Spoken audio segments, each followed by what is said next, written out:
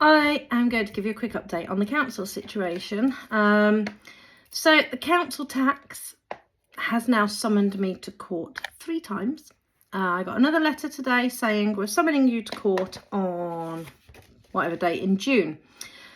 You're hereby summoned for a hearing on 13th of June before the magistrate sitting at the courthouse, Speedwell Street, Oxford, OX1 1RZ, to show why a liability order should not be made against you. I think I tried to make that evident in March when I went the first time. Then I told them in writing to the magistrates and the South Oxford District Council in May that I wouldn't bother attending the May liability summons since I was not allowed to talk or represent myself, and therefore it's not a proper hearing. And they literally didn't even ask my name. They didn't name any of the other however number of people on the liability order list. They didn't name them. They just literally said, we've got 56 people that we want to get liability order for as well. And the 3 magistrates in there just went, yeah, okay, we'll just rubber stamp it. So whether you turned up or not, it was pointless. I'm going to post another video that you'll find very interesting after this one, because I called the magistrates court. I'm desperately trying to get written proof and evidence of what they're telling me and what they're doing. But they've all clammed up on me now. So they won't reply to my emails. They won't talk to me. And you'll see when I post the video later on the phone that the magistrates just do not deal with council tax at all. So to me, it's very clear proof that it's all by the council, and it is it's got to be fraudulent. It's certainly not lawful. I don't think it's legal. It's like fraud. It's like they're not even using the letterheads now. They're being really careful because they're getting caught out by too many of us. And but anyway, yeah, so this is my 3rd liability order. I've had non-stop threats. They've called Child Protective Services on me and accused me of neglect and abuse for not feeding my children and leaving them home alone. It's like they're 16 next month. It's like, really? And the Child Protective Services, our social services, they just closed the case overnight. And oh, gee whiz, this is incredible. And then you get people jumping on and trying to scare the bejesus out of you by saying, oh, they'll put you in prison, oh, you do this. Well, when you hear my recording of the phone calls with the magistrates later, you'll hear that very clearly it is not a criminal case. I have committed no crime. I've done nothing wrong. I've always paid my way, but I will not pay for more than I owe. I will not be bullied or have money extorted from me with underhanded, immoral behaviour. And the South Oxfordshire District Council have just acted incredibly incompetent, unprofessional, with menaces, like really vicious, nasty, malicious. The Child Protective Services gave me the name of the woman who reported me to them for child abuse. I have no idea who she is. She's actually a young woman who has changed jobs quite a lot, so clearly incompetent, and now recently has started to work for the council. Because I looked her up on LinkedIn and I sent her a polite little email saying your individual name will now be added to my court action to sue you for the harassment and horrible things that you've been doing to me. So Child Protective Services said it's really interesting actually that you owe them money and they've reported you, and this is the name of the lady and this is her job title and this is what she said. So they told me everything, which surprises me actually because I thought it was supposed to be anonymous, but there you go. And I knew it was the council anyway because what Child Protective Services was saying was bang on, word for word, what I'd put in my last email to them. So the council just absolutely will not reply to any of my correspondence. The magistrates will not reply to any of my correspondence. The local MPs will not reply. And the CEO of SODC will not reply. So they're all a bunch of cowards. They are incompetent and unprofessional. And they will not even reply to a constituent who has always paid her bills, always paid her way. And they don't really know what to say, actually. So, yeah. all the threats of, we'll take your kids away. I'm like, they're teenagers. They can live alone in a few weeks. Take them. Okay. I mean, what's that going to do? Just waste everybody's time, because they're going to go to court and just go, well, we don't want to go into foster care, thank you. And we don't want to live with our dad, thank you. So, no, we want to stay with our mom.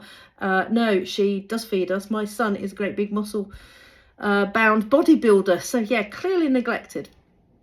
Clearly not fed. Can't believe they said I don't feed my children. So, you know, one of the reasons I was trying to leave the UK is the cost of food, because he's a bodybuilder. You know, teenage boys eat a lot. He eats more than 3 teenage boys eat because of his hobby, and I support that fully. So yeah. It's just ironic that they pick a single mom with a bodybuilding teenager and say I don't feed my kids, and that I leave them alone. Well, they're 16, they can live alone, and they have another parent here, their dad, and I said to them, he's a partner in a law firm, so if you're not happy with the care he provides them, grass him up next time. Oh my God. They've threatened me with prison. Okay, why? Because I haven't committed a criminal offence. I've had that confirmed by the magistrate's court. This is a non-criminal offence, and you can only go to prison if you commit a crime. And then they're like, oh, we'll do this, we'll do that, I'm like, whatever. And the thing is, I'm just not letting them have any power over me. If they put me in prison for any reason, and, you know, at this point, I'm probably going to end up in prison for a social media post because I'm so cheesed off with this awful government and the ridiculous councils that we have that I'm probably going to get saying something that's going to be classed as a hate crime, and they're going to put me into prison. Great, go and do it, because do you know what I'll do? Being the writer that I am, I will see it as an adventure, because nothing crushes me nowadays. You know, I choose life. I'm stoic. I'm a warrior woman, and that's all there is to it. You put me in prison, I'm going to make friends with loads of prisoners, and I'm going to tell their story in a book of short stories. So if I end up in prison, then I'm clearly meant to meet some people who are probably not the criminals we expect them to be, or probably have really good reasons to be there. And I'm going to write their short stories and put it together. I love Truman Capote's book, In Cold Blood. I love crime. I would love to do a book of short stories on all these domestic violent women who end up in prison for standing up for themselves, it going too far, he gets murdered by accident or whatever, or they snap because they've been beaten up for too many years. I'd love to do their stories and tell it from their side, so that we really get that, you know, we just brush these women under the carpet as murderers. It's like, well, actually, no, because if you've had the stuffing knocked out of you for yourself. Anyway, so that's one great book I would love to write. Maybe that's meant to be. Go on then, go put me in prison. I'm really looking for that adventure and that next book. Let's do it. So they can't touch me. You want to lock me up? Do you know what? Sometimes my days are so bad. It's really awful being disabled and having a chronic illness, because there are times that it really gets you down. And at those times, I either meditate, or occasionally I go into this little world where I just hope that I get, what do you call it, sectioned. Now, bear with me on this. I'd like to be sectioned, because then I can sit in a padded wall where no one can hear me, I can't hear them, so I can chant really loudly without feeling any embarrassment and meditate all the time. I get a little trolley come round, so I don't have to cook, I don't have to wash up, I don't have to clean, I don't even have to bathe myself or change, you know, and I'm one of those people, I like living in my PJs. And then, on top of the trolley, there'll be these little drugs. Would you like some drugs today that will make you dribble? Well, not today, I'm going to do an extra meditation. And then the next morning, oh yeah, I'll have some today, I fancy dribbling, thank you very much. It's a freaking holiday for us single moms. You know, put us in prison, section us, we don't have to do chores, we get a holiday that's free, don't have to pay thousands of pounds, and you don't have to take your kids. A single mom's paradise. So what can they do to me? Whatever they do, I don't care. I will not give them any power, and I will not live in fear of these petty, malicious little people. So I think what we're all doing is clearly having an impact. It's changing this corrupt system, because you'll hear it in my telephone conversation later. how they are now, the magistrates will not answer you at all. They won't deal with anything to do with council tax because, as I prove in my phone call later, it's got nothing to do with them. They're literally just renting out the room to the council. And they admit this. Every number I rang, and I've recorded it all. So it's fascinating because we are getting there. We are having an impact. Social services haven't come to my door. They just closed the case immediately because I haven't got a leg to stand on. But I'll tell you what, it's a bit worrying because that could have caused some pain and hassle for some single mums if their kids had been younger and not able to talk. My kids weren't really able, weren't even asked. You know, CPS are quite savvy. They knew this was ridiculous. And of course, as soon as I mentioned that their dad is a partner in a law firm, have a chat with him if you think they're abused. They all shut up then, didn't they? And it's, because, you know, it's like, if I'm out of the country for work, I've worked abroad because I'm a global IT project manager for longer than my kids were born. But they've always had a childcare of some form, whether it's a nanny or an au pair or their father, who's his partner in a law firm. So if I'm not in the country, he's responsible for them because he's their acting parent local to them. And yet they grass me up for working abroad. You know, it's terrible. And neglecting and leaving my kids alone. So, oh my God. But if your kids had been younger and they'd done that to another single mom, I can understand how this is scary. So we have to disempower these people and not allow them to have the fear that they are currently putting in. They're absolute bullies. And this is disgraceful. And even, I'm sure I said this on another video, Martin Lewis was in tears talking about it. He hasn't even firsthand witnessed it like I have. He's just watching other people go through this and saying that this overreach of power that everyone is giving the council is diabolical. So I'm feeling really good about this, actually. And I'm just going to take it. I'm going to stay in the UK now for a number of reasons I'll talk about at another point. But I'm going to stay in the UK and crack on with book 6 over autumn, book 5 over autumn and winter. And I'm going to work on all this legal stuff with the council and get them back, really, because it is just not okay. And I want to stand up for other single mums where they have the audacity to do this to us. I think it's terrible. You know, any parent, especially, you know, whether you're single or not, you know, there are widows, there are divorced, there are parents in difficult. We all are trying to survive and we have a difficult time as a parent. And I can't believe that we're not even clients and customers to them. We're constituents, and this is how they treat you if you nearly die and go behind in your bills. But the thing is, they've taken away my single adult occupancy. They have refused to tell me where they are. So I'll tell you what you need to do that's worked for me. Stand your ground. Don't be fearful. They'll get you them. Ask for an invoice and ask for a proper breakdown. Give me an invoice and I'll be able to pay you. And I've said to them, I'm self-employed, so there are parts of your invoice that I may be able to get some tax benefits from, like collecting bins and things like that. I can have some tax and financial relief and benefits from. So I've asked them to give me an invoice, and that seems to really cause a bit of a problem. I've asked them to provide me with a liability order. And instead, I just seem to get an extra liability summons because it's a piece of printed paper from their office and they can't send it. So anyway, it's bizarre. But I'm going to give you an update later. I realise how long I've been waffling on for.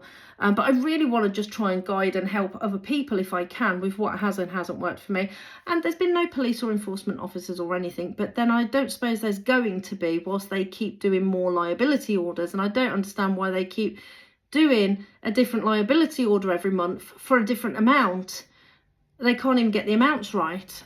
And they're not communicating with me, so I don't know what the hell they're doing. So the incompetence and the unprofessionalism is astounding as ever. And I don't know what they're doing, frankly. But I'm not going to know what they're doing because they're not replying to me. And I loved my conversation on the phone today. So I'm going to send them an invoice for the time I spend trying to figure out what's going on with the court and everything for my time that they've wasted. And I don't think they'll ever send me a signed liability order. I even asked the enforcement officer, make sure you come around with a proper court order that is signed from the court and writ, and said to the council, make sure you give me an invoice that breaks down exactly what I owe and what discounts have been applied. Nothing, no answer. Can't provide it because it doesn't exist, and they're cheeky little monkeys and they're playing a game, and it's definitely unlawful. I actually think it's illegal and fraudulent. So I cannot believe so many of our systems is supporting this behaviour. So everybody who's fighting these councils in whatever way you're doing it, it's putting pressure on them, which I believe they deserve, and I'm all for that. So just keep saying no. You know, if somebody is bullying you, harassing you, extorting money from you that you either do not have or do not owe, say no. I should write a poem of that. I should write a little poem. So just say no. We don't have to be horrible. I don't encourage you. You know, people say, oh, get angry, go after them. I don't agree with that, because anger is a low level emotional vibration. So is guilt, so is shame. So I don't agree with that. So if you can't do this without being calm, calculated and happy, then don't do it, because it's not worth it. You need to not be scared. You need to stand your ground. You need to look after yourself. And if they do come round to your house, just make sure you don't let them in. They're not allowed to break in. They're not allowed to force their way in. There's lots of people telling you that they can, but I have checked, and I have it off the enforcement agent, bailiff people too, that they're not allowed to do that for council bills. You know, it is a bill from an LLP or a limited corporation.